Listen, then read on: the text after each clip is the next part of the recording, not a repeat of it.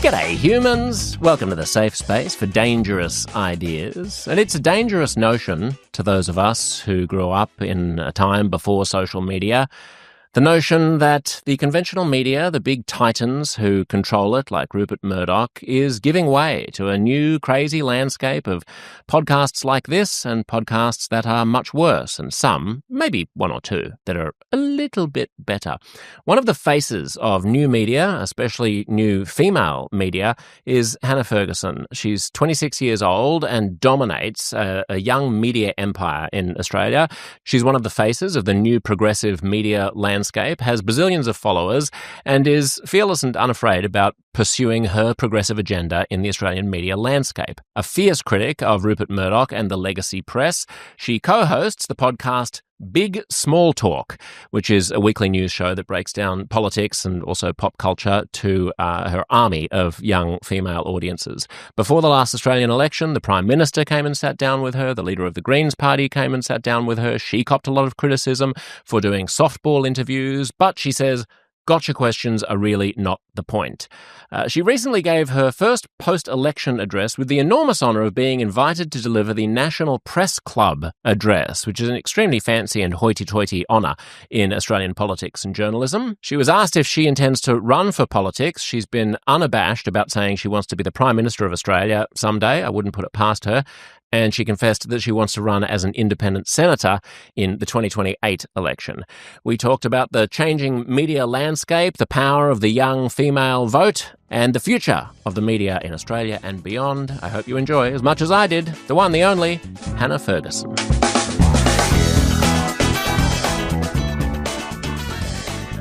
Where's your head at the moment? I mean, I feel like Is there a before Press Club and after Press Club era in your life? Absolutely. Yeah. And I think originally it was before election and after election. And then the Thursday before the election, I got the call from Press Club saying, do you want the gig? Oh, was that soon? I had 10 days. Wow. And I knew... Who died? That's exactly what... No, they had no lineup. And they did have a lineup, I think, to someone in August. And women in media get a couple of slots, I believe, each year to sort of help collaborate and pick some people out that maybe the Press Club wouldn't be across. Mm-hmm. So I think they pitched me, and the president of the Press Club was like, I don't know who that is. Right. And I thought, fantastic. And so that was why I was able to get in, I think, because there wasn't that much knowledge, which was fantastic for me. And then basically, I got the gig, and I thought, well, I have to really wait until the election result is clear. It was quite immediately. But then even the little things about the independents and the Greens, I really wrote the address in the 48 hours before I gave it, which was good for me because I'm a person that needs that urgency and deadline to perform. Otherwise, I just leave it to the last minute anyway. Yeah. I've got a huge meeting coming up tomorrow morning, and I've left tonight to cram for it, basically, because otherwise I won't. I don't have the sort of attention span. I need to have that, it's an immediacy bias, and I have to be saying something that's relevant today. Yeah. Which is hard. But also, I find it hard to motivate myself unless I need to. Completely. I always think, well, maybe I'll die before then. That's anyway. what I think too. It's like why would I waste time on paying my taxes now? I could do it at the last possible minute. I love superannuation, but voluntary contributions, I'm like, what if I die? Yeah, that's exactly. Yeah, thank God for compulsory. Thank God the government forces me to do sensible things. But I mean, it's so nice, isn't it, that you get picked and the person who is in charge of the Press Club doesn't even know who you are, because there is an advantage for people on the outside that the lame establishment don't necessarily know who you are, and then they're like, so they're going to take other people's word for it. Yeah, they're absolutely. Like, that she's successful, the kids like her. Okay, good, I guess. Well, I think also because of this whole influencer cloud that hung over a lot of the election, I thought if they knew more about me, they may be more hesitant because I would threaten maybe the reputation of the Press Club.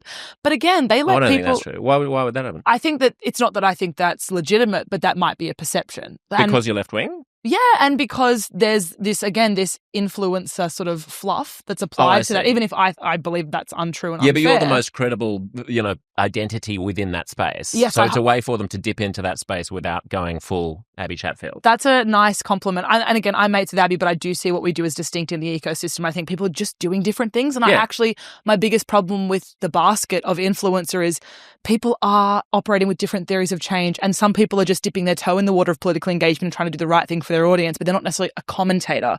So to put them in this basket of political influencers is really unfair when I've founded this with the purpose of solely politically communicating. Unfair to whom? To you or to them? To both, I think, actually, because if someone is an influencer genuinely and they're someone who's a TV personality, to then cast the same sort of microscope over them for just saying, like, this is how I'm voting. They're not a commentator. They're not pretending to be.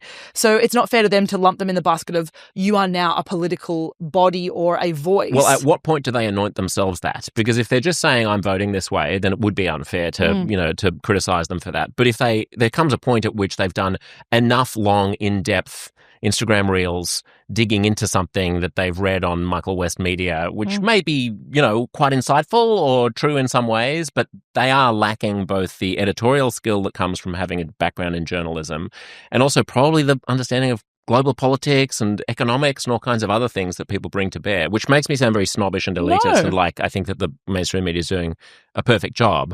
But at some point, you're going to get to a position at which you have to be able to cop the pushback of being like, you're actually talking about things you don't fucking know about. Completely. And one of the biggest frustrations for me was seeing that there were influencers being paid by political parties or organizations, because, organizations came to me and offered me money to make reels for things. And I said, no. I said, I'm not doing that because I know what that means for the way that I am perceived and the trust that I have with my audience. Like, that is absolutely not on. And then seeing authorizations and sort of like paid for stamps on posts. Yes, it's good that it's disclosed. And yes, I wish politicians had to disclose their donors before they announce policy. I wish that sort of application on social media was the same for all.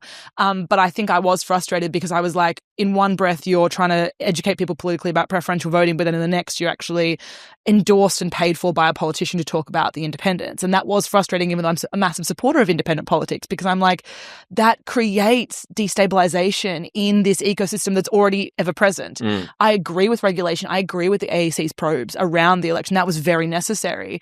But I think, to me, again, I think you raise a good point of at what point does someone's content become enough to meet that threshold of requiring that kind of probe? I think a lot of influencers did require more of a probe than they got, and some people did spread misinformation. Do you mean if they were paid? I don't just mean if they were paid. And there's both, because I think there was a lot that did spread misinformation or like didn't understand the ins and outs of preferential voting and then tried to advise on it and it was just blatantly incorrect. And that was tough because I was trying to message people with this kind, gentle, like, hey, you've got it wrong. I really support that you're trying, but like, we've got to get this right because there is going to come a lot of scrutiny that will be applied to me because of what you're saying. Yes. So I didn't want to be a micromanager of the ecosystem, but I was very much like, there's a lot of scrutiny that's going to come right now and we're going to pave the way for the next election cycle and the one after that. So we need to really understand and have a clear line of ethics now. Just on the funding question and, political parties paying you, and good on you for not taking money from them. But I don't think there is the double standard that you're pointing out. You're saying that it'd be good if politicians had to reveal where their funding sources, like who lobbies them and gives their campaign money. Influencers don't have to reveal the contra that they get or the deals that they have behind the scenes that they're not putting on an ad. Yeah, that's true. Right. They have to declare it in an ad, just as a political party has to say, spoken by so-and-so, authorized by, right. So political advertising has to be labeled online and in legacy media. And behind the scenes, anything fucking goes, right? Everyone is up for sale. Like, you can have an experience, but you don't have to necessarily post about it if those aren't the terms of your contract, right? But like, a lot of people would prefer as influencers to take a holiday or something where they didn't have to post about it, but they probably feel compelled. If they post anything about it, they have to say gifted, they have to say experience paid for, they have to say I'm being paid to say this. Right, but it can come up later in conversations like this where this is why the ABC has such strict and valid rules around presenters and, journalists not having any commercial engagements outside. Because when I had my ABC radio show, if I'm going on some rant about how, Coles is fucked because they have gotten rid of too many people and the self-checkout kiosks don't work, and then you find out that I have a commercial relationship with Woolies, a competitor, even if I wasn't doing an ad for Woolies, it obviously contaminates my overall worldview and my bias if I have that relationship. So, but then I would say to that, like, a politician announcing a policy or announcing an approval of a gas expansion project, if they're being donated to by Woodside, they probably should have to say that at the time of announcing the approval. But later, speaking about an approval, I can understand that they might not, but we have to make like what would be the direct comparative then. Something like that, probably. Yes. So is there actually a possible perception of a conflict of interest? In which case they would just always be saying that there's a conflict of interest because almost every big company donates to political campaigns. True, but should they then? I know it would be sort of overwhelming the amount of labels and disclosures we'd get, but it would be more transparent. Yeah. Or you just like reform the way that companies are allowed to donate to Yes, I agree with that. Yeah. Which is probably a simpler and more parsimonious way to do it, because what you would end up with, I'm sure, is just what you end up with on the web, where you have to click OK to accept all cookies. You know, it'd just be like every single thing would just be like every big company has donated to both parties. Yeah, so, qualifiers and caveats everywhere. Yeah, we all get it. Well, how have you found the past 12 months, maybe 2 years of like sort of becoming like anointed as this like soothsayer or like whisperer to like a generation, where it's like you're expected to be able to interpret to fuddy-duddies what a certain cohort of young women think about everything? It's quite strange because I don't see myself that way, and that sounds like the humble thing you're forced to say. But of course, to think that you are the voice of a generation or something is ridiculous, because that pressure would be too much to bear. Like, you couldn't actually just go out and work every day if you thought that was your reality. But I also think it's interesting that so many people think that I am the Gen Z voice, when actually I have more followers and a bigger audience over the age of 55 than under the age of 24. So yeah, but that's just because they have nothing to do. Maybe, but like old people just go around and say, "Oh, she's a lovely-looking young lass talking a lot of sense, but isn't like, she?" After the press club, the biggest response I had was from male boomers. And, you know, I did Gruen a couple of weeks ago, 2 weeks in a row around the election. And again, the biggest response was from, That's a big baby panel boomer TV men. show here Yeah, advertising. Yes. Marketing. And again, it was baby boomer men. And I think it's because as much as Gen Z are sort of becoming politically engaged, under the age of 23, 22, you're not really there yet. I think university is a massive pathway to that. But at 26 now, I still find that the majority of my followers are 10 years older than me. And that's quite interesting, because I think it speaks to this sort of disillusionment from mainstream media generally, but an interest in the fact that I think also I'm more palatable than a lot of female creators, because older people tend not to sexualize me. They see me, I'm also a 6'2" woman. I kind of carry more masculine traits, and I think that comes with a strange sort of persona that's different as well as a young woman. So I think there's a series of sort of advantages and privileges that I have that mean the position I'm in carries weirdly more respect immediately than a lot of my peers, I think, receive, which is unfair. Isn't that a mind. choice, though? I mean, you say that you're 6'2" and that you don't code as like a sexy bombshell, but you easily could. I mean, you could wear the kinds of outfits that other influencers wear, and you could lean into the camera when you talk so that your cleavage shows.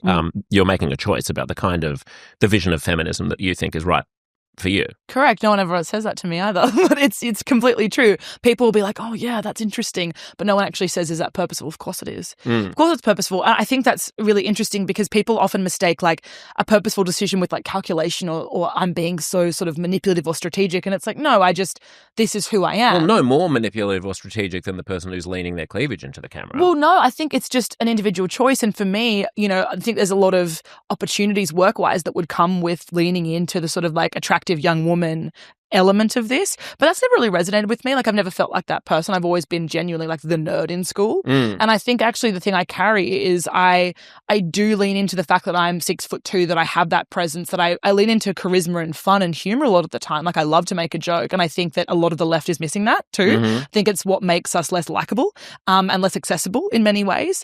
So I like the joy piece a lot of the time, but I don't really lean into like attraction or sexy or appearance-based stuff. I always say like that's the least interesting thing about me. And if I want to go into politics and things, like I do sell vibrators, so I do lean into it in some way, but it's more from the sort of like pleasure is political lens than the I'm attractive lens. I think there's like a series of purposeful choices I make about how I speak to people, and I think it allows me to reach men in different ways. What do you make of the battle that seems to be going on amongst young women, especially in the influencer space? Not young, but I mean about the definition of feminism and the way that females should represent themselves on social. Clementine Ford, Abby Chatfield, both women who I respect and who I am friendly with, are in this kind of battle about whether or not, the sort of playing up of sexuality and the commentating is a way of demeaning, I don't know, the point that you're making and attracting eyeballs for all of the wrong reasons. I think that we need to admit at a base level that no matter what you're doing with your appearance, it is a commodity in some way. So whether you're trying to like play into the modesty or play into the sexualization, no matter what, you're wielding as a commodity. So how you do that is a choice, and everyone is actively making that choice in some way or another. And I think that like it would be hypocritical of me to say like, hypersexualizing yourself is not feminism or something. It's just different kinds of feminism. I don't think one is worse if you want to show off your body and be free and autonomous in that way. It's just different to the way I'm actually activating that autonomy and agency. It's really interesting with Clementine Ford and Abby Chatfield. Clementine Ford also leveraged the same sort of criticism at the same time as Abby against me, but the headlines are Abby and Clementine because they were both responsive. They both chose to lean in and engage in that conversation, whereas I'm actually not interested in using any sort of conversational capital I have to focus on that kind of commentary about another woman. And I don't think it's right or wrong, but it's just not what I wanted to choose to lean into. What was Clem's critique of you? She says I'm intolerable and that I'm performing political engagement. What's the difference between performing political engagement and political engagement? The thing about it already makes me stressed. You can see in like even the way I'm talking about it, I find it so nerve-wracking to engage in these sort of like infighting in the left. Because to me, I say like, I can't prove to her that it's not a performance. And why should I? Because someone who is like, I've now built a career from a hobby to a career in trying to passionately educate the Australian population around why we should be politically engaged and why we should be politically literate and what that difference it can make in our own personal everyday lives. And if that's a performance to you, I can't convince you out of that. If you've decided to find a gotcha moment for me and say you're lying, you're not real, you're fake, you're not a feminist, I don't know, why would I sort of shake my hands in the air and say, I'm going to try and beg you to believe me and try to convince you? For me, I just think, what a waste of time and what a mean, unfounded criticism. There is good criticism. Actually, Clementine, I talked about this recently, a couple of months ago when I had the opportunity to interview the Prime Minister before the election. Clementine also leveraged some criticism against me saying, it's something to the effect of, if he's comfortable coming on your podcast, you're not doing enough. And the response to that, I thought that's actually a really valid conversation to raise, and I want to respond to this because I think that's good criticism and valid criticism, not the performance of political engagement. I think that's, again, baseless. But with the piece around the PM interview, the conversation I wanted to have there was, I understand why people, especially in the left, who, like, I am a big, big conversationalist on the piece of what is happening to Palestinians by Israel at the moment. But me going and questioning Albanese on his lack of action, I believe, on that front, is questioning a leader that's been elected to serve us. That's not platforming. That's not endorsing. That's questioning a leader. That's taking an opportunity to ask those uncomfortable questions and have that dialogue. And I think that it's really unfair for a lot of people on the left to wage more criticism against me on that basis than actually against Albo in the first place. And so I think that... Well, maybe. I mean, it depends whether or not you're presenting your position as a journalist. And I know you don't really think of yourself that way, but there is a phenomenon in podcastistan of like the friendly softball interview where the politician knows that they can go on and that they're really not, their feet aren't going to be held to the fire about anything in particular. Albo didn't come on this show, but like I'm always in the same position as you are. If I'm interviewing a politician, how much do I want to completely burn every bridge and alienate them forever by, being a raving partisan? And at the same time, I don't want them to sit there and I don't want it to be like a cozy hug fest. And in that respect, Clementine is right. But do you feel that you did push Albo adequately on Gaza? Yeah, I do.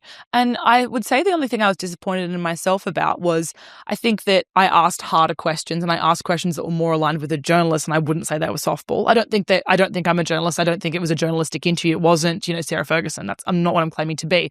But it's not the only form of valid discourse. We know that.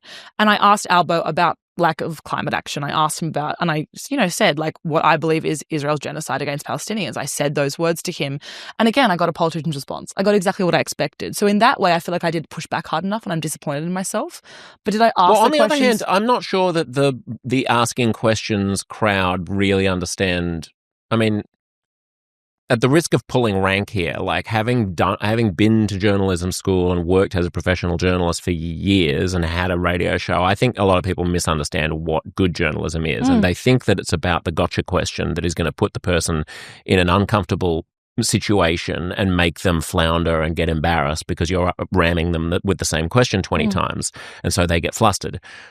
I don't think that's actually very revealing. I mean, I come from the school of, if you suspect that your guest is a hypocrite, try to find a way to demonstrate to the audience their hypocrisy. If you think they're a liar, try to find a way that the audience will go, that guy seems a bit fishy. If you think that they're a coward, try to demonstrate their cowardice in the room. That, I think, is actually revealing because they're not prepared for that. Anthony Albanese can answer a question about Israel and Palestine until the cows come home. You could spend 2 hours with him, hectoring him about it, and it's nothing he hasn't heard before, really. So, like, I always sort of face those critiques with a grain of salt and being like, so I interviewed Andrew Taylor, the shadow treasurer at the time, because I thought he would probably be the next prime minister after Anthony Albanese. And everyone's like, why didn't you get stuck into his water dealings when he was, this company that he used to be involved with was selling water to the government, water rights in the outback and blah. I was like, do you think that he doesn't have a perfect response? Do you think that he doesn't know that 1,000 times better than anything that I could possibly throw at him? I want to reveal to people what his character is, what his shortcomings might be, what his flaws might be, what his strengths are. Yeah. And there's a utility in that. No, absolutely. And I think when it came to the interview with Albo, there were obviously issues that I wanted to hit, because I think when we're thinking about the audience that I have and the listeners of the podcast, they're not people he's trying to convince from a Peter Dutton vote to a Labor vote. They're people he's trying to convince from a Teal or a Greens vote to potentially a Labor vote. And so I understand that my audience doesn't want to hear him talk about Peter Dutton. So every question I was like, they don't want to hear about that. Like, let's be frank here. You're going to struggle to convert a single vote from this audience. This is not actually what it's about. I wanted to talk to him about the prospect of minority government. I wanted to see him position himself against the Greens and Teals and what he had to say. And I think that was actually far more exposing than any actual political issue I asked him about, any particular policy platform. And so I was actually most proud of that and the sort of conversation we had there, which he basically denied his will to work with any of them. Turns out he doesn't have to now. But I think, again, this idea that I can't have a conversation or that it's inherently going to be weak because I don't have a journalism degree, I think is bullshit. So I think that there's a level of just like blatant unfairness in the assumption, and most of the people throwing criticism didn't bother to listen to it. Did you invite Peter Dutton on the show? Yes. I emailed twice or three times, I think, too. I did sell 5,000 shirts that say good morning to everyone except Peter Dutton, so I understand why the invitation wasn't accepted. On this question of political engagement, like, it irks me a bit. If an activist who is on the ground in Gaza distributing humanitarian aid says that you're just feigning political engagement, okay, fair enough. They're actually walking the walk. Completely. But political engagement online and in the media is, to me, a little bit like generosity or courage, where the faking of it is the thing. Like, pretending to be courageous is the same as being courageous. Yeah. Pretending to be generous, if you're actually doing it, is generosity. I mean, talking about issues is a valid way of airing them. What is not valid is to sit behind your phone and type away angrily and try to troll people and dox people and cancel people for holding the wrong beliefs or belonging to the wrong ethnic group or something, which a lot of people on this particular issue have been doing since October 7th, 2023, and then think that you're actually achieving something in the real world that is going to translate to any better life for people in Gaza. Completely. Exactly what you said. When it comes to online activism of all sorts and advocacy, realistically, what everyone wants is for someone to say something for the first time. And actually, my inherent worry with the sort of the keyboard warriors on the left who say, like, nothing you do is good enough to a large group of people, to hundreds of thousands of people that follow them, what they're doing is scaring anyone out of trying. Because, when you've been online and your job has been to speak to large groups of people about political issues, there is always going to be fear that comes with getting it wrong or making a mistake, always. But when those same people that understand that fear deeply are perpetuating to those who've never spoken out before that you will ultimately never be good enough and you will always fail, one, it communicates this very exclusive membership of the left, which is one of the inherent issues, I think, that people feel unwelcome and they feel unable to make a mistake and still be welcome. I think that exclusionary process is just so uninviting if we want people to just do one pragmatic step every day to get a little bit more politically engaged. I think it's really hurtful and it's harmful. And I think that what it says is you'll never be good enough. And it's that idea that, like, I am pure and you are inherently not. And I really rail against that because I think it's just so hateful. And it's what we accuse the far right of doing. So I have a huge problem with that because I do understand the criticism of certain performance, but I think at a baseline, people are trying. People are trying to get it right, and we should welcome that and have gentle conversations about maybe what the next step is, rather than accusing them, which can never be proven or disproven, of it being for fake reasons or for, any sort of disingenuous claim. If someone is sharing something on social media, they're taking a fearful step, probably a nervous step, which contradicts the views of maybe their family members, their friends. Well, they may be. I mean, it depends. It may be like not. all speech, it depends whether or not you're talking bullshit for cynical reasons or you're saying good things for right reasons. I mean, there are billions of people and there are billions of... I do think there is something corrosively conformist about the way in which mobs can develop online and fashionable issues can become sort of mandatory, and they can become, as you say, a sort of a coercive thing of like, why are you not posting a black square on Twitter today in solidarity with like the crimes of police against, our First Nations brothers and sisters? I don't know. I was shopping. Well, I would say that is the perfect example of performance, right? Because I remember when that happened in 2020, the BLM Black Squares. And what that did was drown out the actual resources and the actual donation links and everything that people could use to actively learn and take a more genuine step towards helping and contributing to the cause. But I also think this is where one of the inherent problems of social media is someone pointing at another person saying, you've never shared something to your story on Instagram, while that person might have donated $3,000 for the cause, Yes, that's right. Quietly. Yeah. And it's not to say that they shouldn't also share, but it's to say that you cannot measure someone's humanity or moral conscience or political leanings purely by their Instagram story. And I think it's just so deeply unfair. And I say that as someone who's built a career in actually making posts about these issues. I would never look at someone and make a pure judgment based on that. Yeah. No, it's fascinating. I mean, I also just think that there's a lot of people who know a lot more than any of us do about these issues, who are thinking hard about them. And there are sometimes it's good to shut up. Like, I mean, does everyone have to always have an opinion about everything? After the election, I've made 2 or 3 posts and none have really involved my face. And I think like it's been a few weeks now. And it's because after the press club, I was like, just do not be anywhere. People are sick of you. Stop. And it's like the coalition getting back together or whatever. I'm like, I've got to say something. Yeah. And I'm like, but just take as much of a break as possible, because I don't need to have something to say. And I think when I was 22 and I founded Cheek, I was like desperate to have I was the person I now criticize. I was desperate to have this angry opinion that was polarizing and got clicks and shares. And people would say like, oh, you've become more moderate, but I actually think it's just that I've become more considered as to where I'm needed and what I'm actually trying to achieve with what I'm saying. And I still have those moments where I go, this is just really going to be a funny thing to say.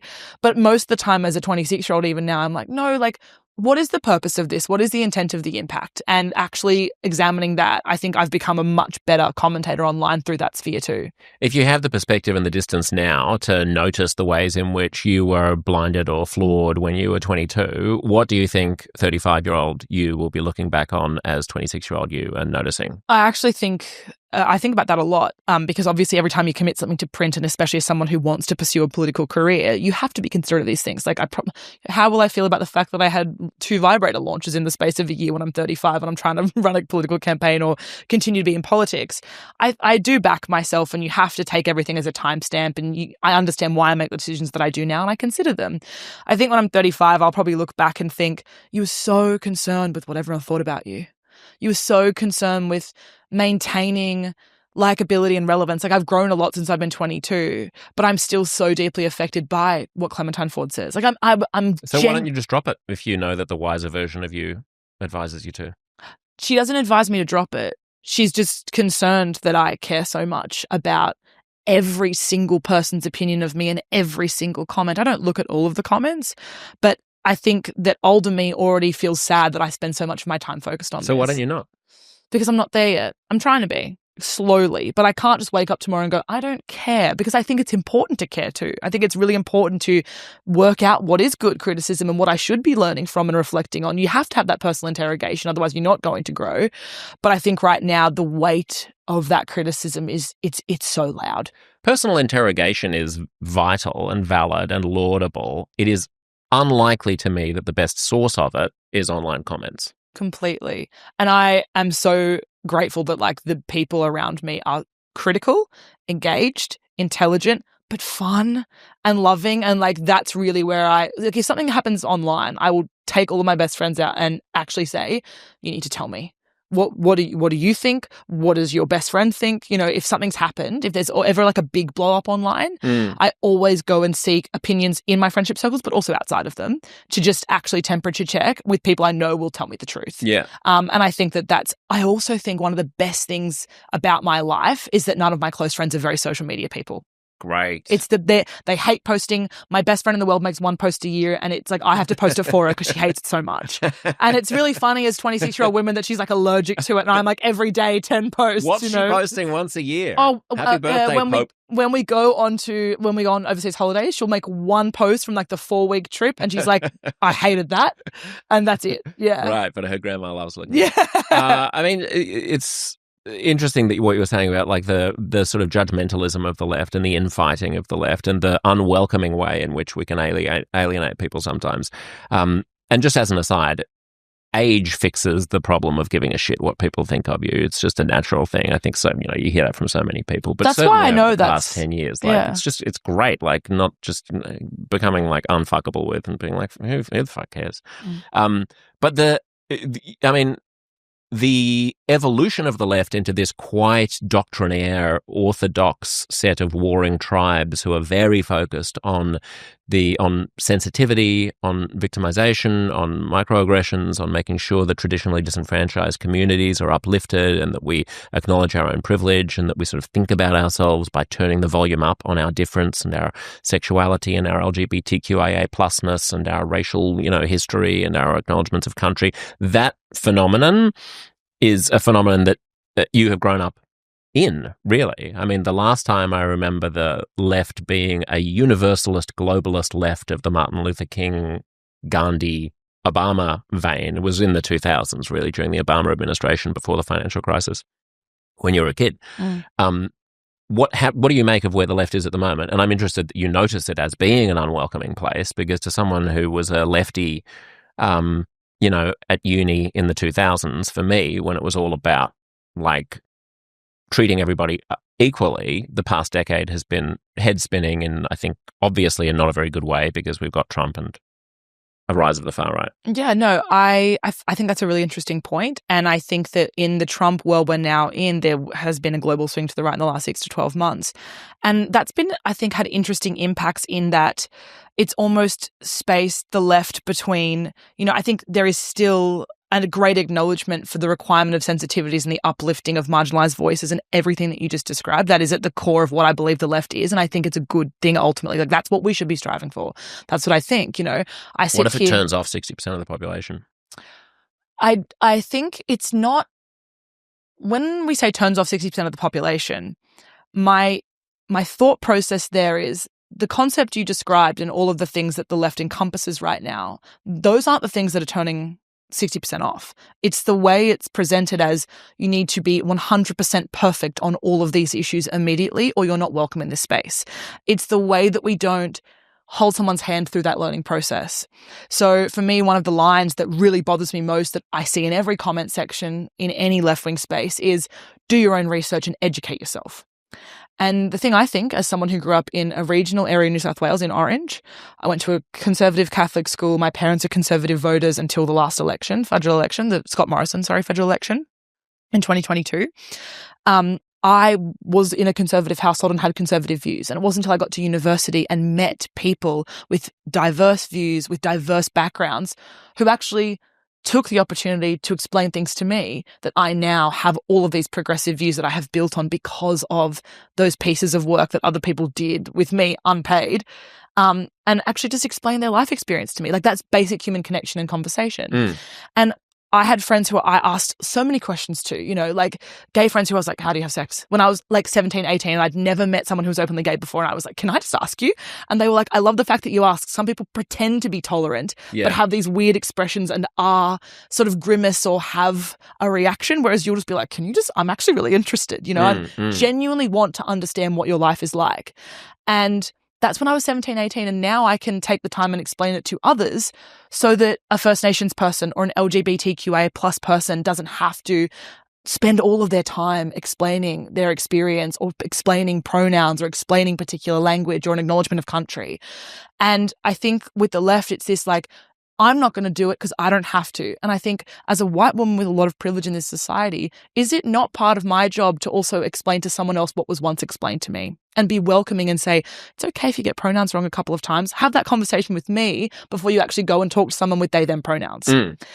I don't think it's the ideals of the left that are the problem. I think it's his presentation that if you're not 100% on board and correct in the way that you execute those values, you're done. So there are probably a few things going on, right? I mean, you're certainly right that the kind of dogmatism and the finger-wagging, scold school mom kind of attitude that the left got into, I think largely as a result of Twitter. Like it was just, and as a result of the pandemic and, George Floyd, there was this moment where obviously the right got a huge boost of adrenaline and popularity because everyone thought, well, hang on, the left used to be the fun guys. Like in the 60s, like if you were a young person who wanted to say fuck you to authority, you were on the left. You were at Woodstock. Like, you were like, that was the exciting place to be. That was the side of politics that was having fun. And for the past 10 years, the side of politics that's been having fun has been, Donald Trump and Elon Musk throwing shit at the wall. And it's Party Town USA. And the left has been like, you've got to make sure that you say things correctly and that you put your pronouns in your email signature and like, all that sort of jazz. So you're right that there's that phenomenon. At the same time, there is a change in a shift from a universalist conception of the left, which is about largely economic justice, which is comfortable talking about class, which is comfortable talking about ways to uplift the lives of working class people, especially the working poor, versus a left that is obsessed with the minutiae of differences. And so this whole learning thing, like, yes, it may be your job to help teach people, but that can land for people as a very patronizing or condescending way to think about things, right? Like, what if I'm just not interested in... And also, it can be quite an elitist. When we say 60% of the population might not be on board with this, I don't mean that the 60% are necessarily white straight people. Like, there are a lot of straight, white, university-educated, Chardonnay sipping, latte sipping elites, in academia who are very exercised by all this stuff. And there are a lot of working-class Chinese shopkeepers who are just over welcomes to country and just think, don't get it. Just like, leave me alone. Why can't we all get on? We're all Australians. Like, why do we have to be upset? Why is Mardi Gras happening? Like, I don't have a problem with gay people anymore. Like, why are these things? So to come in and with an attitude of like, allow me to learn with you and like teach you about these important things that you need to know, even if it's intended in an inclusionary way, it's like, where the fuck do you get off? I'm trying to like feed my family and like pay my rent. But I think that the answer to that is not saying that I'm talking down to someone. I think that I understand that a lot of it might come across that way. But my statement to that would be having a conversation with someone who thinks, I don't mind gay people, why are we doing Mardi Gras? That's like, oh, well, let's talk about how it started off as a protest and now it's a celebration and it's a lot of fun and people like that. Like, it doesn't have to be that I'm standing at the chalkboard talking down to someone on the ladder about like, well, this is the history of, but it's actually about how you say to someone about, the emergence of this neo-Nazi conversation around the Welcome to Country at the Anzac Day dawn service in Melbourne. Responding to that by, there's a lot of young men in my life who said things like, well, it costs too much and blah, blah, blah. And I thought, you're just repeating mainstream media talking points led by people like Peter Dutton. Let's talk about the fact that, we live on the land of people who have been the oldest continuous culture in human history. It's an amazing thing that we should respect and recognize. And like, let's talk through what your concerns are. Can you air them to me so that I can say, this is what a welcome to country is and this is why we do it. And it's just basic respect and recognition in many ways. Are they allowed to decline to do it? I mean, what happens if they say, okay, I absolutely respect the long tradition of Indigenous people on this land. We also don't need to open every Zoom meeting between 4 white middle-aged women with an acknowledgement of country 4 times a day. Why? Why is it offensive or harmful to just acknowledge where we live? I mean, they might just feel that way. No, I know, but that's what I would say back. I would say, like, what is so offensive to you to take 1 minute at the start of a meeting to just acknowledge our country's history? Well, there are many reasons why they might think that, but I'm more interested in the question of whether or not they're wrong, because this comes back to the finger-waggy kind of like censoriousness of the progressive left, where it's like, let me teach you why it's important to do this 4 times a day, every single time we have another session at some conference or something or other. I mean, why might they think they might find it boring, they might find it condescending, they might find it tokenistic, they might find it glib, they might feel like it's a way for white elites to signal virtue to each other. without actually doing anything for Aboriginal people.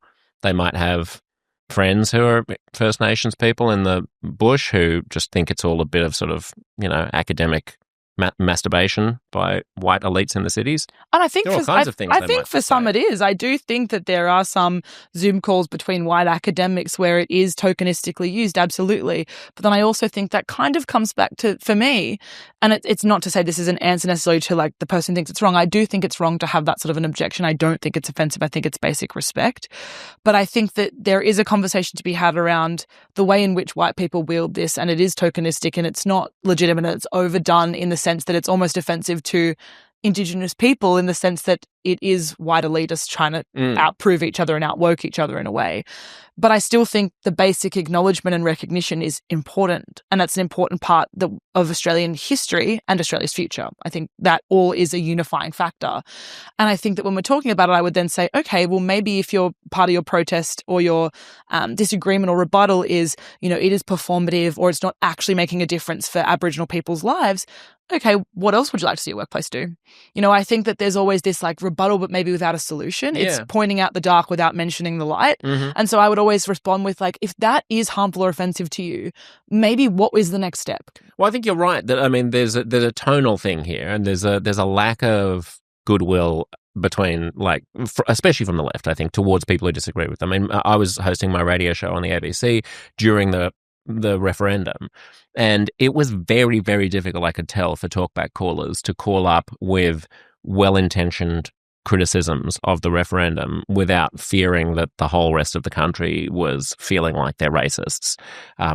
Questions like, why does this body have to be enshrined in the Constitution? Why can't Parliament just pass it? Why should there be this thing for this group of people but not for migrants who came here within the past? Now, these are, I'm sure you have articulate responses to each of those things, but what my sort of theory of the case of the way that culture ebbs and flows and yins and yangs between backlash or between, one movement and then a counter movement, I think what we're in danger of seeing with Trump and the far right is that if you try to bank a whole bunch of wins without really winning over hearts and minds about why those wins are essential, but you just sort of kind of shame people or finger wag people or try to teach people about why they're wrong and why you're on the right side of history, there is a deep human instinct to just say, fuck you. And at the moment, we've got people like on podcasts in the States who are openly debating whether or not, like, Winston Churchill was the bad guy in World War II and Adolf Hitler was actually the good guy and stuff like that. Yeah. And this is going out to millions and millions of people because the way in which they're trying to throw shit at the wall and bust through the kind of conversational, tripwires and try to just be a bit more provocative and playful is going into deranged spaces. Correct. Because they felt like there's no way to articulate their opposition and their frustration to the conversational norms and codes that have been imposed on them by the left without being accused of being a racist or a bigot. So it's like, if anything I say is going to have someone jump down my throat and be like, oh, pet, you're just such a backwards person. You have to get with the program and come along on our glorious new journey of hourly acknowledgements of country. Otherwise, we're going to, you're committing a thought crime. Then they're going to be like, fuck this. And you don't want significant proportions of the country saying fuck this. No. And I think I understand what you're saying because we've seen the rising really of a right-wing manosphere, particularly in the US, in response to their election. And it's even interesting, I've been asked a lot about why in Australia many of the independent voices that are rising up mostly are progressive. Yeah. And my answer to that is that I think in the US, they have more moderate and left-wing media than we do. I think that they have Fox and it's far right, but their right-wing commentators rose up and became kind of the mouthpieces for much of the public during their election campaign because of CNN and MSNBC, who presented more moderate and left-wing media in that country. Whereas in Australia, the majority of our mainstream media is right-wing. So the commentators that challenged the establishment that rose up were largely progressive voices. Do you mean in politics or the media? Politics. Yeah, right. I think in the lead up to the election, our media landscape is further right on the whole, and therefore the anti-establishment commentators that rose up on social media were left-wing. Oh, that's interesting. And I think that this is not that that's a direct answer to what you were just saying, but to me, people feel like it's like, oh, well, Australian media and politics is becoming more progressive and the ABC and The Guardian are hate media. And it's like something that's criticising Peter Dutton is not inherently hate media. No. And I think that the right have done a good job of making any fact look questionable. And so I think what's tough for me to hear in that is that I understand these large criticisms of what I would describe as like the most, like the sort of furthest left sorry. Yeah, I mean, I'm mostly talking about an online phenomenon and a cultural phenomenon that sort of oozes out of universities and, you know, the ABC and The Guardian, but is not necessarily, it's certainly not my biggest issue with the legacy media per se. Yes. No, I completely get that. But I think that when we're talking about this, and I understand what you're saying, it feels ridiculous to me to be like hourly welcome to countries or acknowledgement, because it's just not. It's just not. And I can understand these critiques of people who are saying the left expect this, this, and this, and they're going to jump down my throat and call me every name, because there are people that will do that. No. I mean, I'm not saying that there are hourly welcomes to country. What I'm saying is that the perception is. Well, a slightly different thing. What I'm saying is that the refusal of a person on the sort of elitist social justice left to countenance why anyone would be opposed to an acknowledgement of country or a welcome to country seems to me to be impervious to almost any extent. Like, there is no response that they could tolerate to why an hourly welcome to country would be bad that couldn't also apply to a daily welcome to country.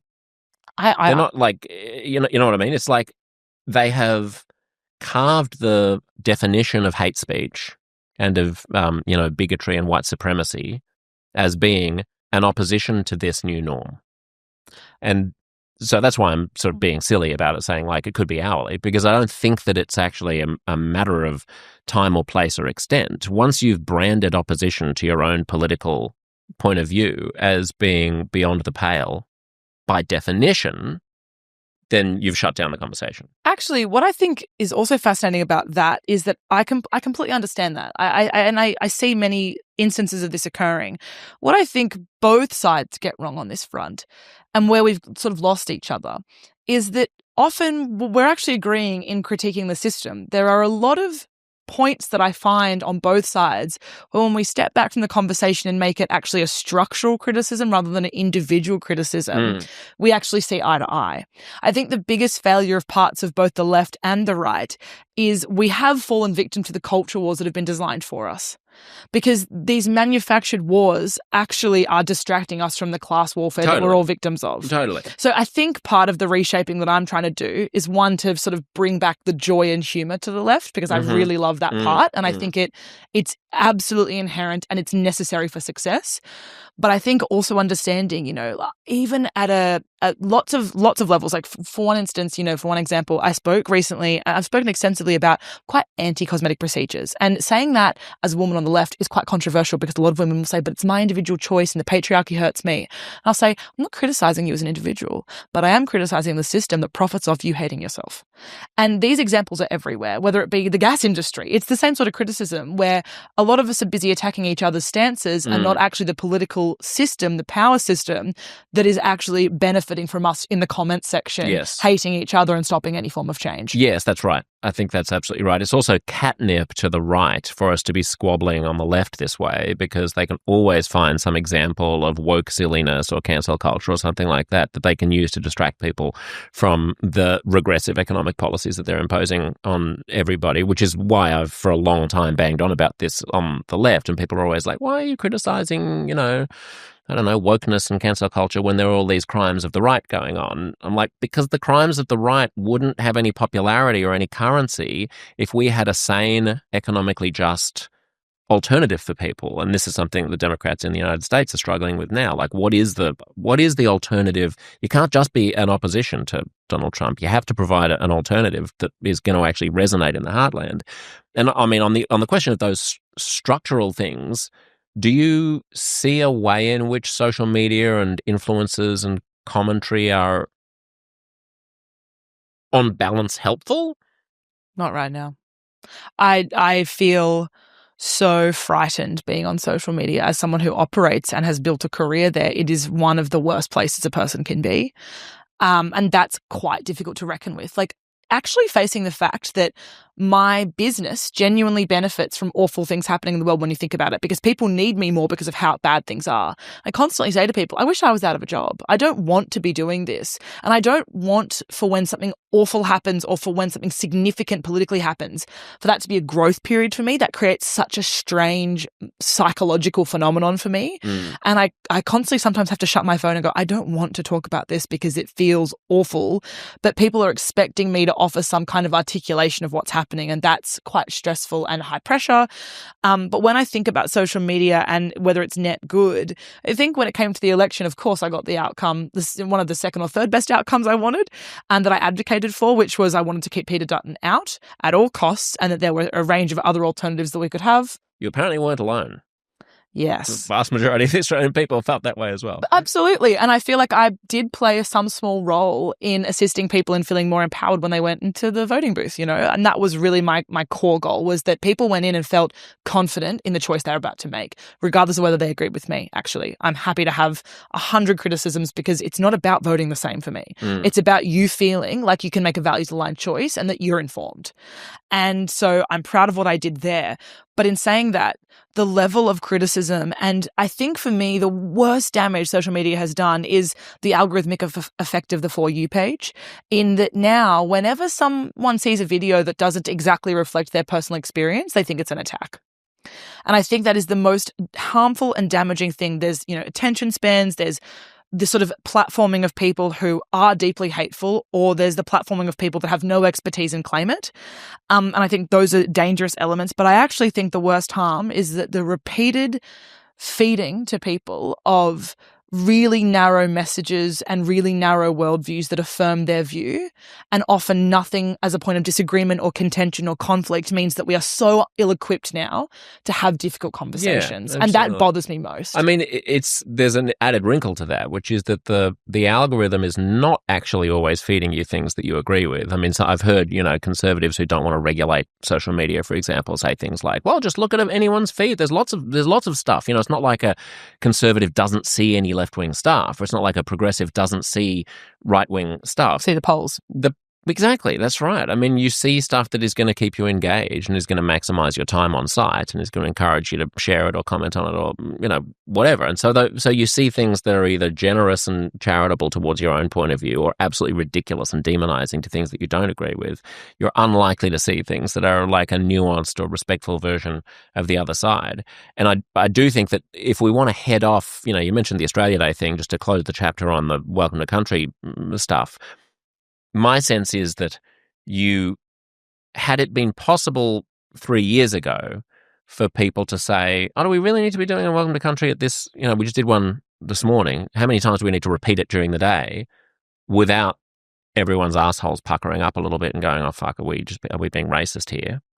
If there'd been an expansive view of what the conversation can be without everybody prejudging each other for falling into the wrong camp or being on the wrong side of history, then you wouldn't reach the point at which these flare-ups happen because they would have been diffused in advance. Like the bombs keep going off and these cultural explosions keep happening on trans issues, on Indigenous issues, on race issues, on Me Too, on domestic violence, on a whole bunch of things because we keep kicking the can down the road saying we have to talk about things in this way. And if you talk about things in this way, then you're either a sexist asshole or you're racist or whatever. And then they reach fever pitch and something breaks. And I think the algorithm of social media is contributing to that because we don't understand how to empathize with people who have slightly different points of view anymore. See, a lot of this is, for me, I go, well, I don't really think that it's about like having a one-time decision made that we never discuss something ever again. I actually think when it comes to things like Welcome to Country, it's not my opinion to have on how it's done and when it's done. I would actually just literally say, like, this is something that is the decision of First Nations people to make as to how they would like it done and conducted and what they think is appropriate. Like, it's just not my opinion to have. It's my listening opportunity. But then I think, when it comes to these conversations and like how to sort of like stop the discussion at the start and have like a good public square discourse that is decided and we move forward so it's not these bombs. The reason I think we refer to them as like bombs going off when it comes to these different points of contention, when I talk about Rupert Murdoch and his influence, we see now that he has, backed the coalition in every state and federal election since 2010. And yet, he doesn't really have impact on the outcome now. We can clearly see that. I don't think his influence is in driving voter behaviour.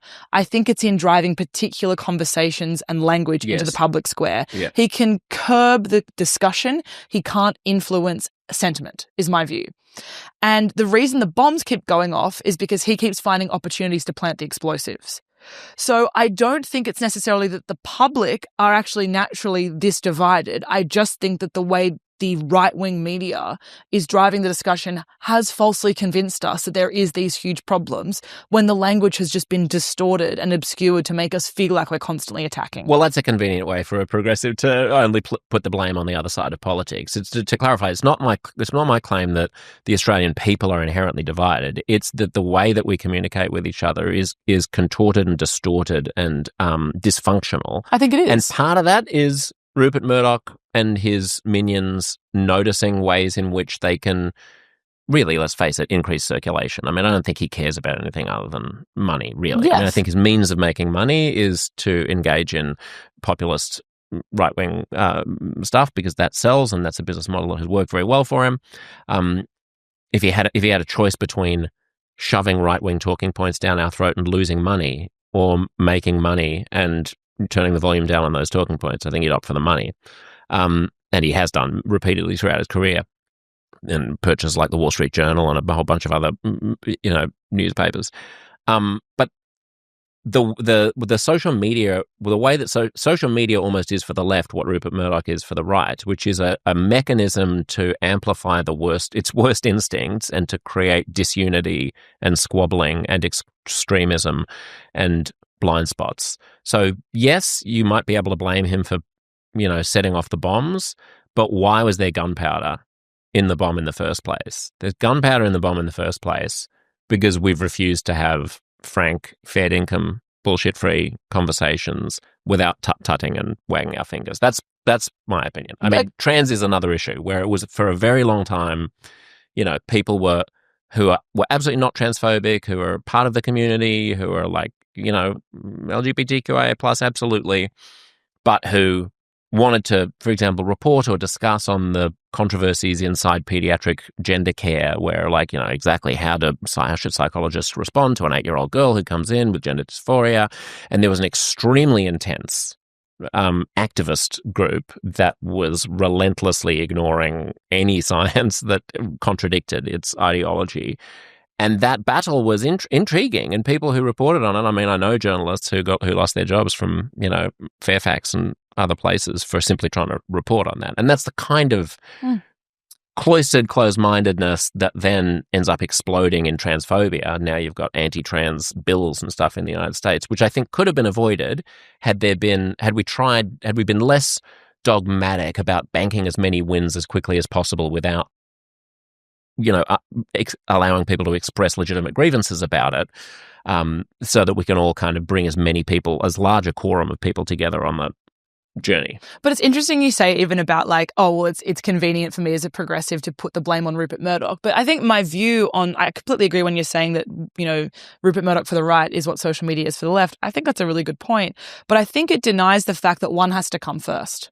And one has to have this cultural impact on our conscience, like a collective conscience for decades, which is what I think Rupert Murdoch has done. Like, if we had a robust, diverse media landscape, if we had a really strong public offering, there wouldn't be the necessity of social media to have these spaces for dialogue and to try and challenge the establishment if it weren't for what sort of problems Rupert Murdoch has perpetuated for decades across our country and the Western world. Like, I think that it's a response. Then why do you think it happens in places where he's not so prominent? Like the social media outcry. Yeah. No, well, yeah, exactly. I mean, I think you were just saying before, he owns much less of the US media than he does here. And there are big US outlets like the New York Times, which have a center-left bent. Yes. But social media is still making them even more crazy than it's making us. But even particular, I mean, I think the US is more tribal in their political system by design, so that's an inherent problem with it that means that they're just as divisive as, I think they're far more divisive and divided than us because of that tribalism with the political system, because they don't have compulsory or preferential voting. Like, I think that's inherently why. And they don't have public media, I would also say. Yeah, well, yeah, NPR, it's all going downhill. Yeah. But I think that even when it comes to particular issues like Gaza right now, every outlet, Murdoch or not, is not reporting adequately, is not reporting accurately. I think there's a crisis for journalists globally right now. And I think that that's bleeding out into social media and the way that we communicate with each other, because there is so much pent up frustration, validly, towards that lack of accurate reporting. I mean, it's also hard. Like, complex issues are hard to cover. But there's certain aspects of this that aren't complicated.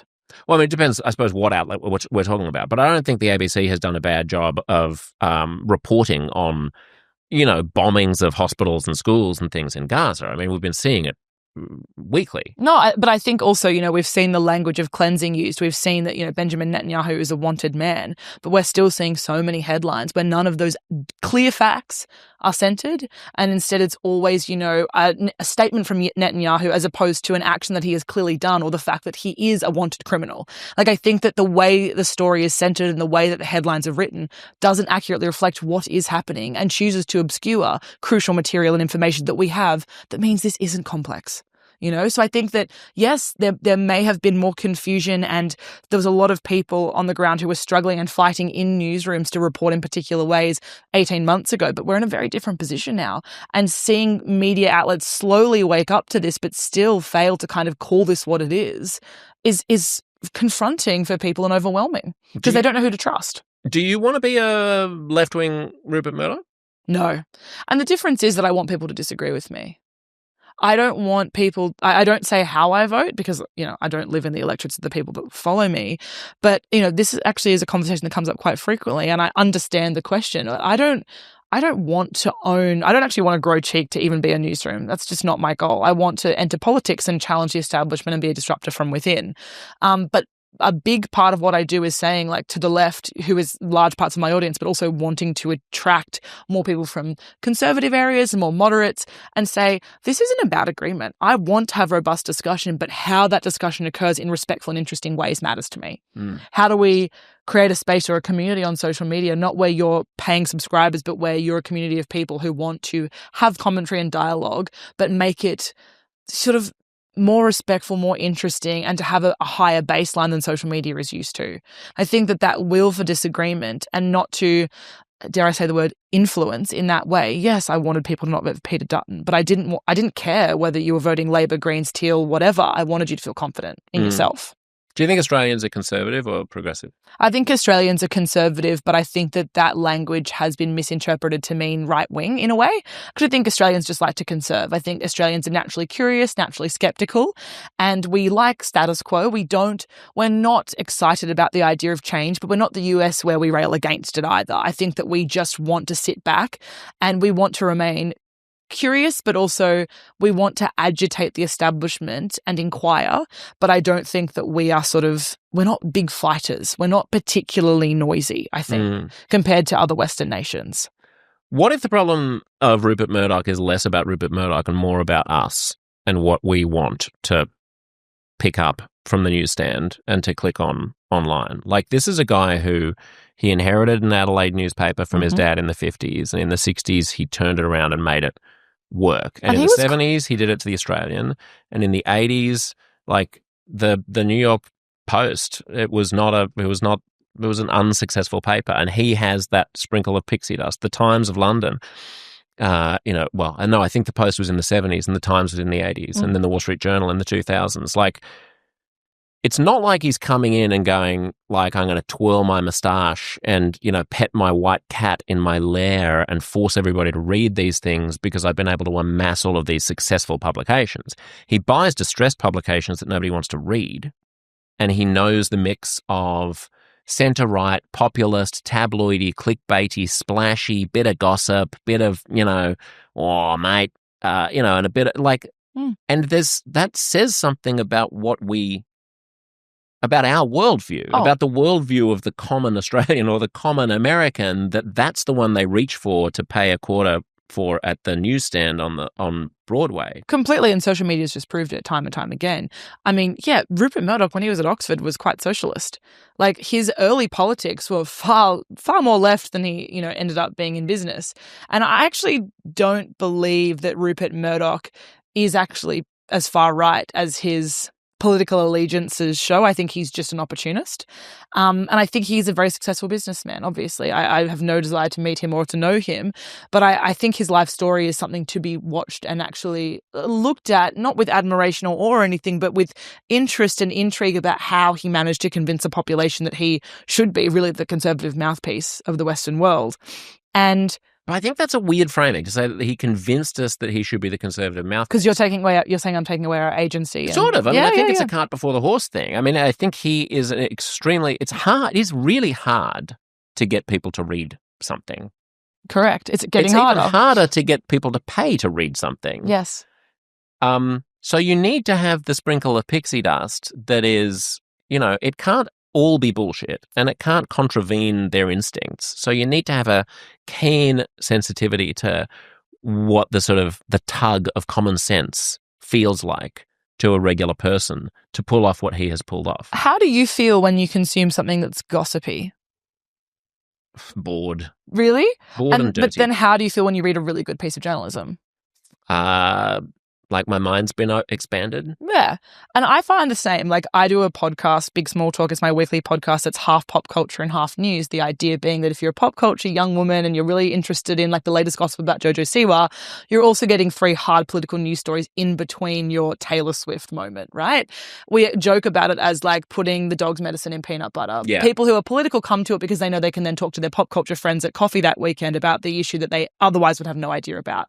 The half-half balance gets people in. I know what I'm doing. I know it's partially inflammatory, but also partially substantial. And I feel proud of the work that I do.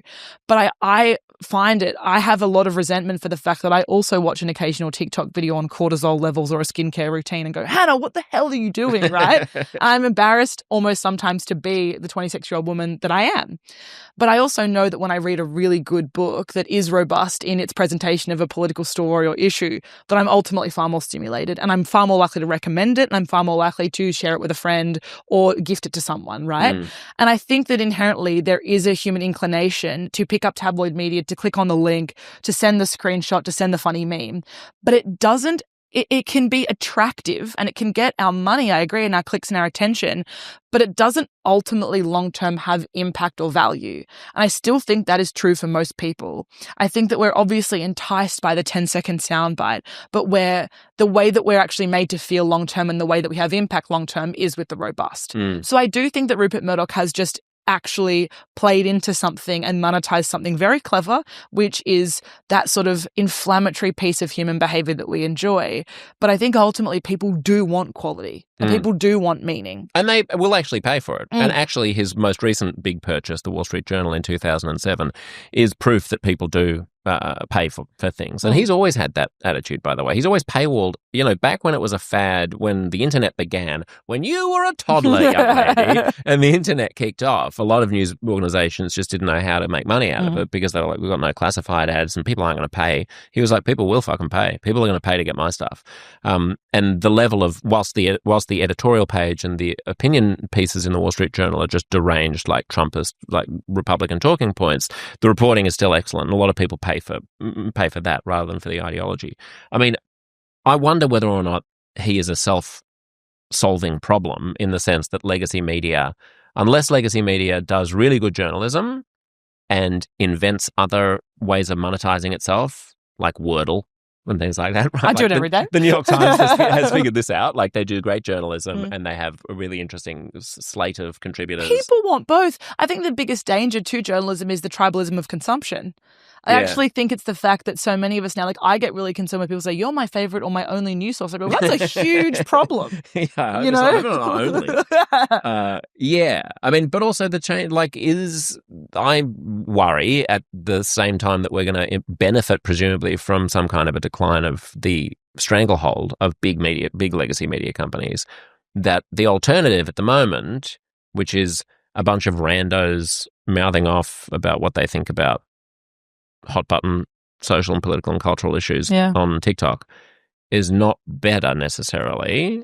Like things like Substack and long form podcasts and things like that hold out a lot of potential, but there are still no editors and there's still no fact checkers. So unless you're a journo or have a very strong spine in resisting audience capture and insisting on checking yourself and checking facts, it's going to be tricky. Yeah.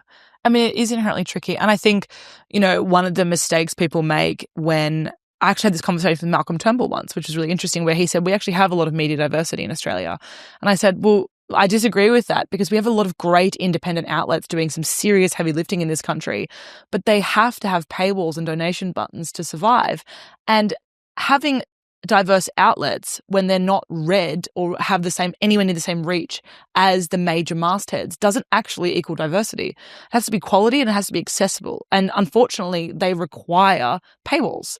And so I think that what's interesting... you do have to pay. I mean, most of News Corp stuff have paywalls as well. Yeah, but I mean, ABC, Guardian, Guardian needs a donation button, you can access it. But then we think about Crikey, Michael West, all these smaller journalistic sort of outlets. Right, but I mean, you have to pay for any product. No, you don't have to pay. I mean, I think that there are a lot more products where you get more articles for free per month, even just the access at a base level where some of them just are entirely behind paywalls, where some you can access a daily newsletter. Yeah. There's some things that have free product where... But isn't that partly because people just want to read the Daily Telegraph more than they want to read Michael West? No, I think it's because they don't know their options, actually.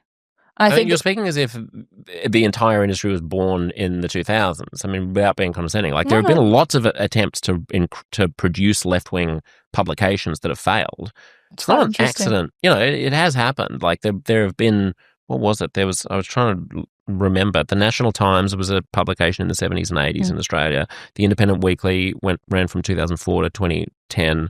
That was out of Adelaide. The National Observer in the States, they tried throughout the 60s and 70s. And I know that it's not all the time, but it's not like no one has ever come up with the idea of there's going to be a market for, independent left-wing media. There was Air America was an attempt to push back against right-wing radio in the States. I really loved it. I listened to it all the time. Al Franken had a show.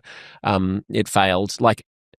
There's just something about this is interesting. I've never thought about this. There is something. Yeah, it's not like Rupert just had a bunch of stuff and then decided to publish whatever he wanted to publish. He's really adept at figuring out what the secret source is that people want to read. No one's denying his success. I can hate the man and still see that he's incredibly successful. Yeah. I can see that I will never be able to build something like he's built. I understand that. Yeah. But I think it's also looking at the fact that, currently media regulation in Australia, currently the landscape there's not really the space to grow anywhere near what he's grown. The access and the audience and the eyes that he has because of these decades behind him. Yes, because he's good at it. Yeah. But I don't think it's fair to say it's because the Australian population prefer to read the Telegraph. Well, he's certainly got a massive incumbent advantage. Yeah. I mean, that's true. But that's true in any industry, right? I mean, it's a bit like saying that, I don't know, our aviation sector, actually, that's a bad example because Qantas is totally corrupt and has all of the politicians in its pocket. But, pick your reasonably level playing field industry, maybe supermarkets or something like that. It's not that Woolies and Coles are forcing us to buy things that we don't want to buy. It's just quite a hard market to break into. That's exactly the example. It's it's not really fair to say, well, is Aldi doing something fundamentally wrong? It's Aldi's doing a great job. They're just not, they don't have the resources. It's not like they can immediately step up to compete with that. Yeah. And people are used to buying at Woolworths and Coles for decades. It's harder to transition them out of that routine. Yeah, that's true. One of the things that you mentioned in your press club address was about sort of the accountability or the lack of accountability for media organizations in spreading bullshit or, focusing on the wrong things. What does accountability look like? What does that mean? I think right now our media regulators look at over months the course of a complaint and then they give a slap on the wrist and a small fine that means absolutely nothing. And it doesn't encourage... A complaint about what, for example? So say if it was a complaint that a particular headline was defamatory or if it was a misrepresentation. I think that it will take months to investigate and the public is never going to see the follow-up and the outcome in the way that they saw the original. So the damage is done. Their accountability isn't actually that publicised and the penalty for that to hold them to account is quite small to negligible entirely and it equates to a slap on the wrist, don't do it again. But realistically, they're still monetizing and they've still made a commercial business out of saying the misrepresentation or the defamatory thing. And because there's no real framework of accountability, they're happy to continue on that path because people are less likely to actually pursue defamation claims as well. When we think about what the Daily Mail publishes every single day about women in Australia, about women globally, how many of them actually pursue defamatory complaints instead of just ignoring it and saying that's just the way things are? Yeah. I think we've allowed things to get so out of hand, but there's no real clear sort of integrity body with regulation body with teeth in this country. I think that there could be something introduced either sort of like reporting guidelines that are enforceable, especially around things like, for me, I know at the press club, one of the questions I got was like, do you think we should stop backgrounding with politicians? I was like, that's really not the first area I'd attack.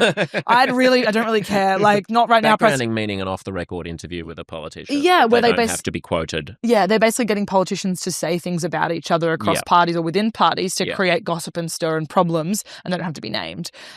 Whereas I would prefer to focus on the fact that so much of the domestic violence coverage in this country says things like, the headlines are dating app death when a man has murdered or has been charged with the murder of a woman after a second date from Tinder. You know, things like when a football player is accused of sexual assault, it's star player charged, and then they go on the field next week. And it's not to say that I don't want them to go on the field next week and that that's actually meaning the headline must reflect that. Obviously don't want them to go on the field next week. But when we're talking about the actual enforceable reporting guidelines, there should be clear limits to, if this is what has happened, a man has been charged with the murder of a woman, that has to appear in the headline. There was a study in 2016 that said that 60% of headlines in Australia 60% of headlines in Australia made the perpetrator invisible in crimes of domestic violence, women and children, that affected women and children. Like, that sheer fact is outrageous to me. Because actually, when you think about the commercialization of like what Rupert Murdoch would genuinely want, saying a man has been charged with murder is surely more clickable than actually removing the perpetrator and making them invisible and just saying a woman has died. I think it points to the fact that he wants to. There is a body somewhere that has decided, that has influenced, that they want to conceal this epidemic for a certain reason. And maybe it's because their subscriber base is part of the problem. And what could the body be? Well, I think it's the editorial team. They are making a choice because it will offend or put offside a subscriber base, a readership that doesn't want to know or realize or consider the gravity of the epidemic of violence against women in this country. It'd be interesting to do a study of that and to see whether or not certainly historically there's been a downplaying and just an underreporting of it and not thinking it's newsworthy at all because you should probably had it coming to her or whatever. There's been that tradition. I would be surprised if since the Me Too movement that is still more pronounced on issues of domestic violence than it is in other areas where people get either killed or whatever, like whether that happens also when a guy gets sucker punched outside a nightclub and is killed, whether the passive voice is still used that way. I'm almost certain that there's not an editorial board decision, but that these phenomena happen as a result of the soup that journalists are swimming in and that editors are swimming in, where there's a kind of a way of doing things that is the corrosive or, pernicious way of framing things rather than there's an instruction from on high, right? It's like a cultural blind spot that I don't think it's blind, though. We know there's a problem with it. The problem keeps being named. I remember when Bruce Lemon was on trial, the ABC kept publishing the Higgins trial. It's quite obvious that Bruce Lerman is the one on trial and that Brittany Higgins is actually a witness, the complainant witness to the case. She is not on trial, but the fact that the media kept calling it the Higgins trial was simply to get clicks, even from our public broadcaster. I pointed it out, it was changed. You know, and maybe, yes, this is a blind spot, but I think actually it's more, what is the name that is more identifiable and what is the name that's getting more attention? That sort of blind spot, that is an agenda of some kind. That is an agenda to drive engagement. Yeah. No, I mean, if a famous person was killed, you would call the trial that person's name, but that's not the wrong. Random person who killed them. Well, I think you can frame it without saying the Higgins trial. That is indicating clearly that she is on trial. When it's not. That's factually incorrect. Well, it's taking place in a context in which I think they understand that the reader knows that she's not on trial. But that's not fair. You don't actually know that because the way the public treated her was if she was. So I think the cultural implication and the social implication of that language is very real. Yeah. No, I mean, I think that's probably valid. That's interesting. I hadn't really thought about the perpetrator versus victim identifier. I mean, but I'm sure that what's happening is that the sub-editor who's writing the headline is trying to be as clicky as possible about so that people will understand exactly what the trial is because she's the person who made headlines. And so, I understand, but I think which is not to excuse it, but I think it's less sinister, but maybe even more intractable because it's cultural rather than, from on high. But I'm interested in solutions because, I mean, this bumps up against very complicated issues of free speech and freedom of the press and what happens to non-mainstream legacy media outlets in this new regime as well. Like, set aside defamation for a moment because that is actually a whole kettle of fish on its own. If you're talking about basically sort of norms or like lies or like twisting misrepresentations and things like that, then in an ideal world, would you have journalists be held to account by what the government thinks the correct point of view ought to be? No, because that's sort of what it sounds like. No, it's I like understand. You're going to have a government say, you guys aren't writing your headlines correctly. No, I think that that's a really good question around regulation and government control. And I think that obviously it's going to raise huge points around censorship and free speech. I understand all the criticism. You have to be really careful about it. I do think that there can be baselines brought in around reporting guidelines. I don't know if they're implemented against the journalists themselves. I don't think that that's fair. I think that it has to be more about the actual body or the outlet or the masthead itself. The publisher. But I mean, the problem is that in the independent media space, like you and I are our own publishers. So what happens if I write a headline that stinks according to the bureaucrats? I think it has to be worse than a stink. I think a stink is like downplaying the language of what it would be. If it was genuinely harmful, again, unfortunately to say, like if it's defamatory, like I think there should be high thresholds for what makes something wrong here, what makes something like required to be held to account. If it is like a genuine, if it's a willful misrepresentation, there's a difference between something that can be proven to be unintentional versus willful, right? When it comes to defamation. Well, should I be able to lie if it's not defamatory? Should you be able to lie? Yeah. If it's not defamatory? No. Yeah. No. That should be against the law? Yeah.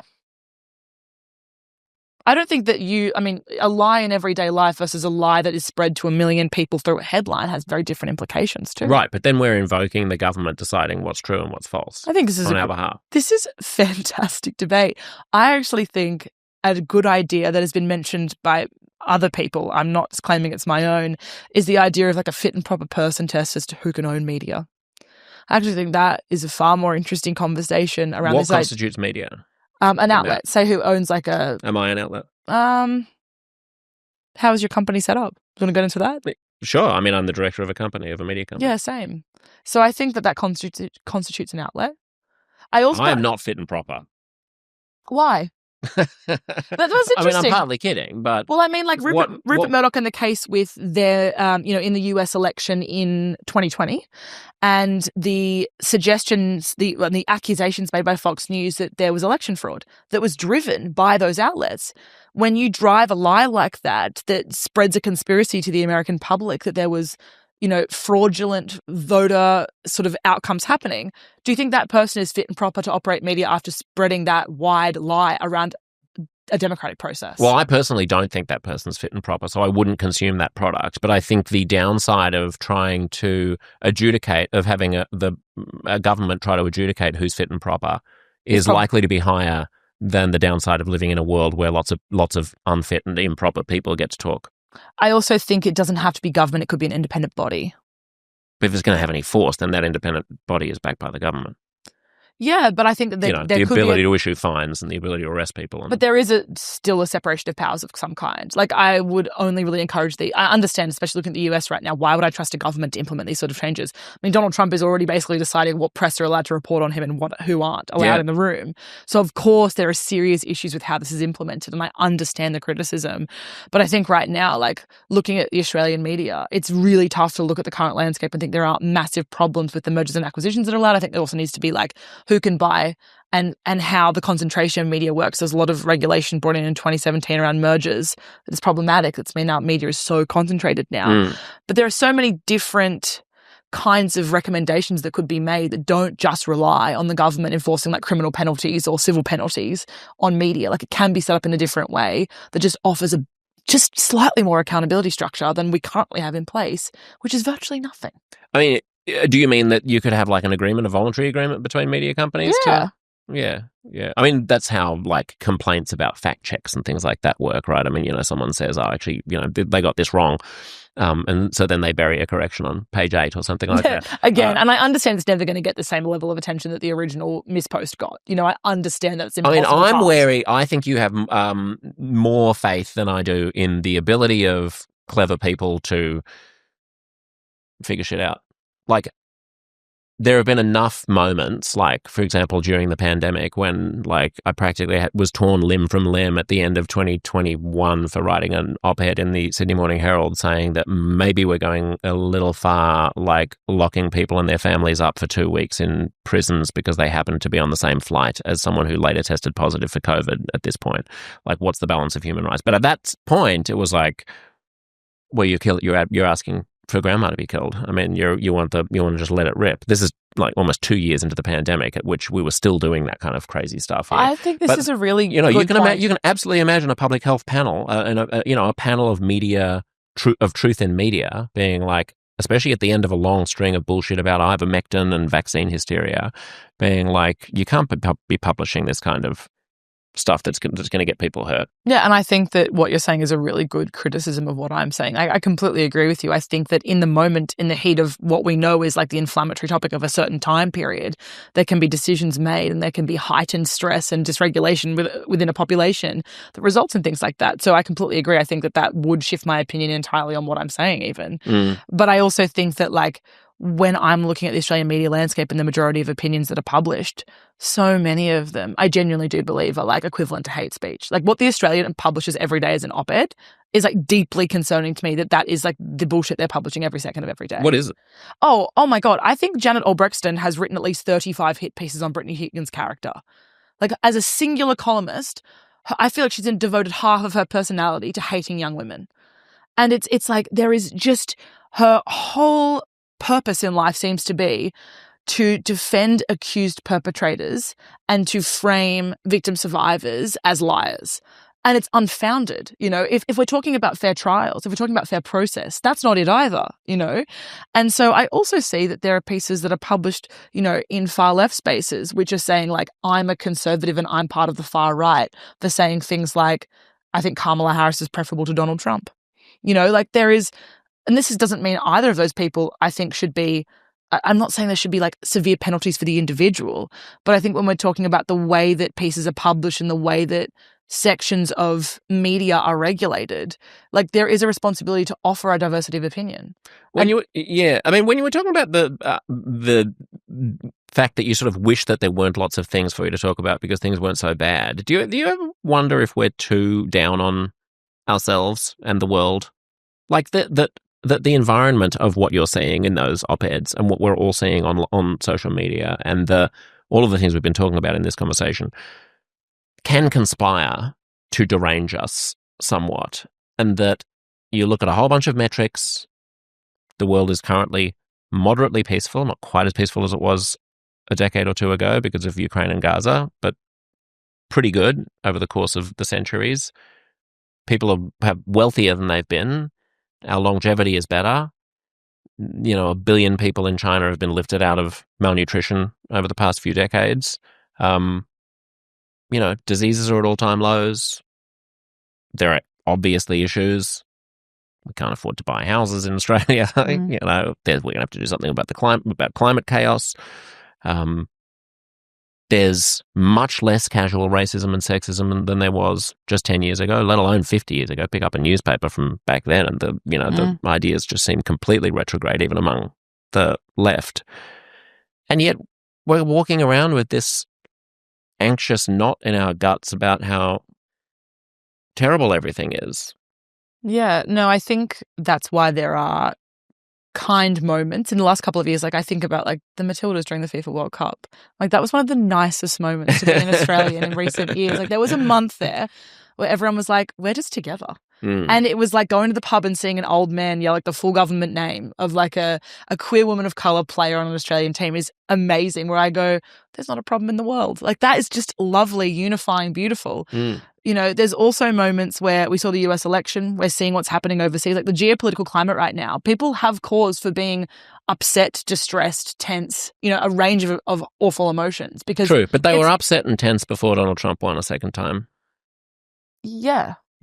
And even before he won the first we time. didn't vote in that election, you know. I think that one of the best moments for me too was our election, feeling that we rejected that style of politics in our country. And I think that there are moments where I go, no, it's going to be okay. But I do think when our phones now show us the suffering around the world that is happening, there is obviously such valid cause for distress at all times. Yeah, I mean, I would say that it's a psychological phenomenon rather than like an ontological one. It's not a thing that's out there that we're responding to in an impartial, objective way. It's our psychological need to get inflamed by things. And there is not, I mean, name for me the moment and in history and the place where you would not have had valid reasons for being alarmed and anxious about the state of the planet if you had a supercomputer in your pocket that was showing you all of the worst things going on everywhere. Completely. I mean, I just think like there are a lot of reasons to feel really privileged and happy in the state of the world that we live in Australia. Like I do constantly feel that. And I am a very happy person actually, despite the work that I do. But I don't want to limit anyone else's ability to feel upset or feel distressed because I understand why that's such an inherent part of our lives right now. I mean, I'm not saying that we should care less in ways that are constructive, but that we should pick our battles and be actually useful rather than thinking that there's like an ersatz version of usefulness, which is us walking around worrying about everything and then showing everybody how worried we are and how outraged we are on social media, which strikes me as not an optimal way to run a life. No, but I think that when there is genuine worry, like that's why my view is always to say to people, like, instead of feeling like you're being accused of others of not doing enough, just work out the thing that you can do today. Like, what is within your power to change? Like, is it making a donation? Is it talking about it on social media? Is it about having a conversation at the dinner table? Like, there are so many ways where it's like, here is the method in which I'm choosing to feel like I can contribute to a situation and not feeling like I'm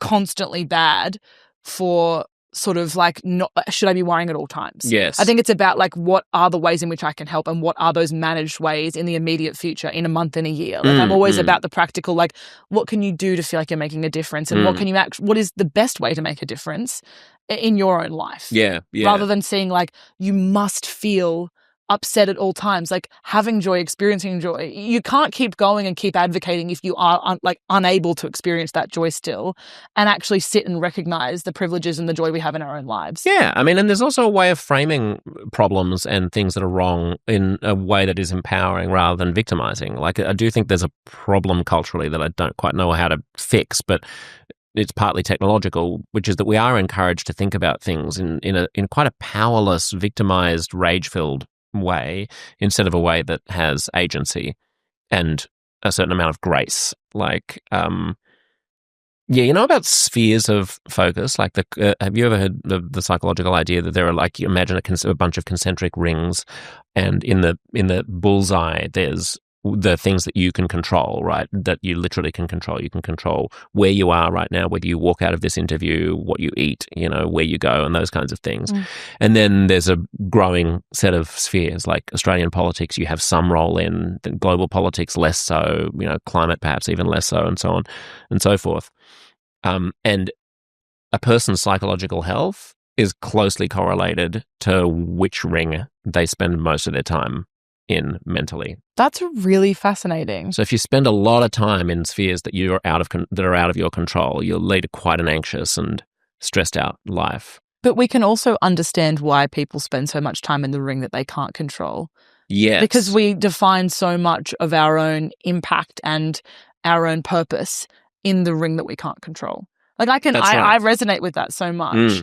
And I think I don't think that's a fault. I think that that's passion and compassion, but I think that also recognizing that there's only so much you can do in that ring, but trying your best still and pursuing it and keeping engaged and informed, but understanding that actually like community impact and what is within your control and driving to do better, like that is ultimately like my pragmatic like theory of change, I think. Yeah. And I mean, spending a lot of time in the ring that you can't control is also a way to feel like you're doing something without actually having to go the hard yards of doing something. Like, it's quite hard and annoying and boring to set up a community garden, you know, but it's great to go out and march rah about, I mean, this is one of the reasons why I'm conflicted about things like protests and online activism regarding Gaza or whatever it might be. It's easy. It's quite easy to go out and march with a sign. I mean, it's quite fun, actually.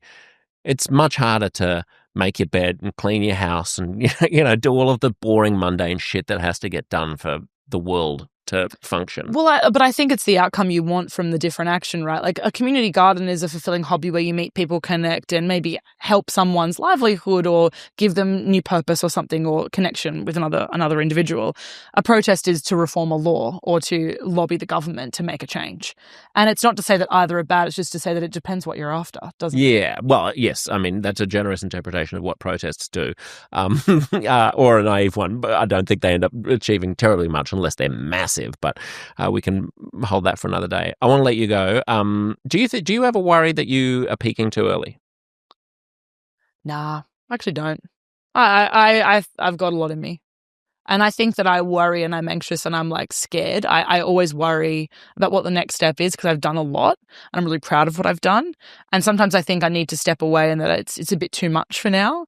But ultimately, like I have big goals and big dreams, and I think like I have the resilience to pursue them. Where do you want to be when you're 50? Probably on a holiday. Just as soon as I can achieve everything in the world by the age of 49, when I'm 50, I'll take a break. I actually never talk about this, but I definitely want to have kids and have a really nice long-term relationship. Oh, and nice. I think that I don't give myself space for that now because I'm very driven professionally.